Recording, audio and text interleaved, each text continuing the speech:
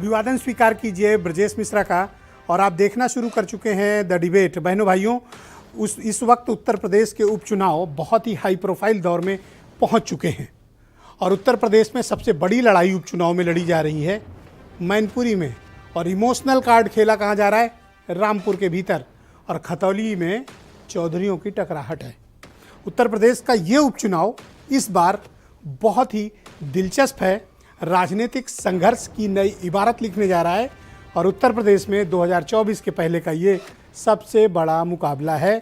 इसके बाद निकाय चुनाव का मुकाबला होगा, लेकिन उसके पहले ये बाई इलेक्शन बीजेपी और समाजवादी पार्टी के लिए बेहद अहम है और आज की परिचर्चा हम इस विषय पर करने वाले हैं। बहन भाइयों, उत्तर प्रदेश का उपचुनाव बहुत ही हाई प्रोफाइल और हाई वोल्टेज दौर में पहुंच चुका है। उत्तर प्रदेश के मुख्यमंत्री योगी आदित्यनाथ आज करहल पहुंचे। करहल अखिलेश यादव की विधानसभा सीट मैनपुरी, जहां से उनकी पत्नी नेताजी के निधन के बाद रिक्त हुई सीट पर चुनाव लड़ रही हैं। तो जाहिर सी बात है कि समाजवादी पार्टी के लिए सबसे हाई प्रोफाइल, सबसे ताकतवर पॉलिटिकल सीट पर मुख्यमंत्री ने आज दस्तक दी, ललकारा, चाचा भतीजे को भला बुरा भी कहा। लेकिन इस सीट पर भारतीय जनता पार्टी किस स्थिति में है? यादव परिवार के लिए, समाजवादी पार्टी के लिए यह सीट कितनी अहम है? उनके राजनीति को आगे बढ़ाने या बचाने के लिए इस सीट की क्या बड़ी भूमिका होने जा रही है? ये एक बहुत महत्वपूर्ण प्रश्न है। शायद ही अब के पहले अखिलेश यादव ने कभी किसी सीट पर इतना वक्त दिया हो जितना वो इस वक्त मैनपुरी को दे रहे हैं, क्योंकि हालात का अंदाजा उन्हें भी है। इसके विपरीत आप रामपुर चलें तो रामपुर में आजम खां इमोशनल कार्ड खेल रहे हैं। अपने ऊपर अत्याचार, जुल्म, जेल, ज्यादती और अपने ऊपर हुए हर अत्याचार का वो हिसाब मांग रहे हैं। आज कल रात उन्होंने एक बड़ी इमोशनल स्पीच दी जो आज सोशल मीडिया के साथ साथ टेलीविज़न पर बहुत देखी जा रही है। उस भाषण में उन्होंने ये बात कही है कि उनके ऊपर इतने ज़्यादा जुल्म हुए हैं कि उनके मन में कई बार आता है खुदकुशी करने का प्लान, लेकिन चूंकि इस्लाम में खुदकुशी हराम है इसलिए वो अपनी जान नहीं दे रहे हैं। यानी आजम खां ने अपना सब कुछ इस चुनाव में झोंक दिया है। क्यों? क्योंकि घनश्याम लोधी ने रामपुर के बाई इलेक्शन लोकसभा की सीट में उनके प्रत्याशी आसिम रजा को हराया, जो इस वक्त दोबारा से रामपुर सीट पर उनकी जगह चुनाव मैदान में है। खतौली चौधरी लोग फिर टकरा रहे हैं। वहाँ का इक्वेशन ही अलग है, वहाँ की तासीर ही अलग है, वहाँ के मुद्दे ही अलग हैं। मदन भैया और सैनी की वाइफ, विक्रम सैनी की वाइफ, इनके बीच का सीधा मुकाबला है। और जैसा कि मैंने कई पूर्व परिचर्चाओं में ये कहा कि इस वक्त उत्तर प्रदेश की राजनीति पहले बाइपोलर के साथ साथ एक और पक्ष क्रिएट की हुई थी, लेकिन इस बाई इलेक्शन में आप ये महसूस कर रहे होंगे, देख रहे होंगे, सुन रहे होंगे और एनालिसिस भी कर रहे होंगे, कंप्लीट बाइपोलर इलेक्शन, दो ध्रुवीय चुनाव, either be with Bharatiya Janata party और सोशलिस्ट अलायंस यानी समाजवादी पार्टी और उनके सहयोगी दल। तो उत्तर प्रदेश की राजनीति इन्हीं के केंद्र बिंदु पे इस वक्त दोनों के चल रही है और ये दोनों पार्टियां जानती हैं कि ये पूरी की पूरी राजनीति इन्हीं के इर्द गिर्द घूमने वाली है। बाकी पार्टियां इरेलीवेंट उत्तर प्रदेश में हो चुकी हैं। आने वाले वक्त में उनके लिए शायद बहुत छोटा शेयर भी उत्तर प्रदेश की राजनीति में ना बचे।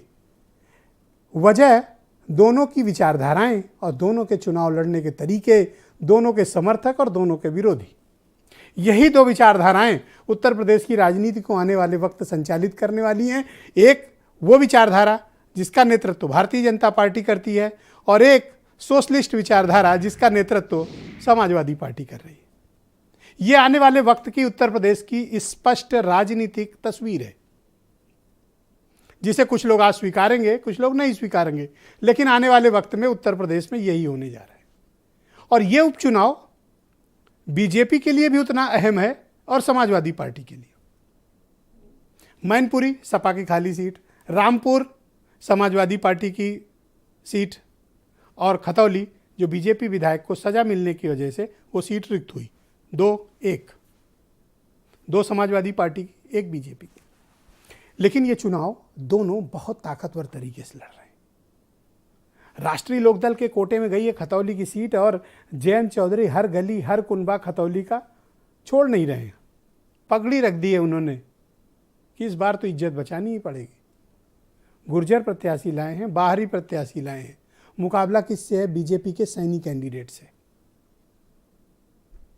और इस बार का चुनाव 2022 के प्रारंभ में लड़े गए असेंबली इलेक्शन से थोड़ा डिफरेंट है।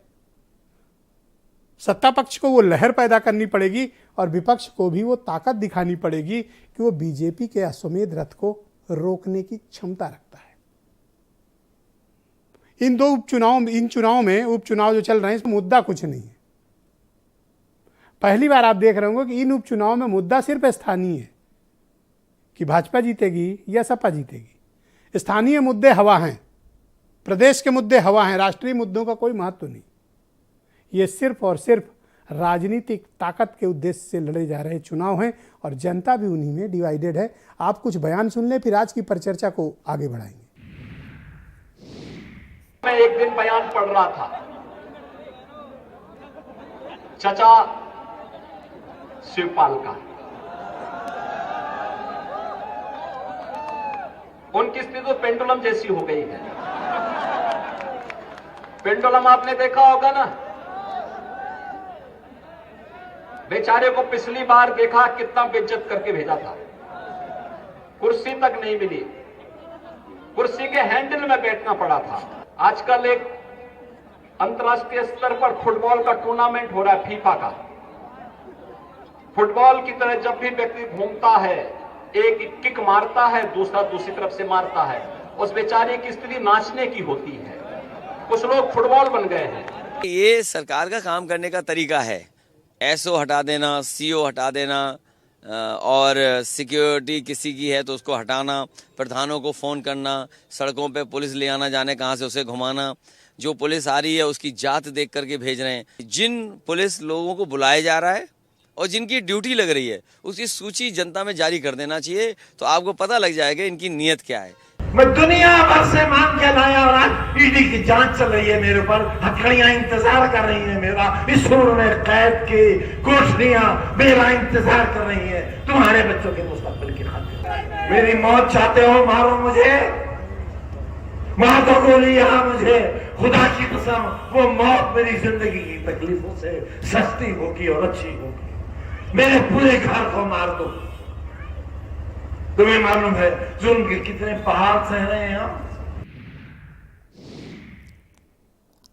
तो आपने 3 हाई प्रोफाइल लीडर्स के आज के स्टेटमेंट सुने और इनके स्टेटमेंट सुन के आपको लग रहा होगा कि डिस्प्रेशन कितना बड़ा है, स्टेक कितनी बड़ी है और इनका राजनीतिक महत्वाकांक्षाएं कितनी बड़ी और व्यापक हैं। कोई 1 इंच पीछे हटने को तैयार नहीं दिख रहा है।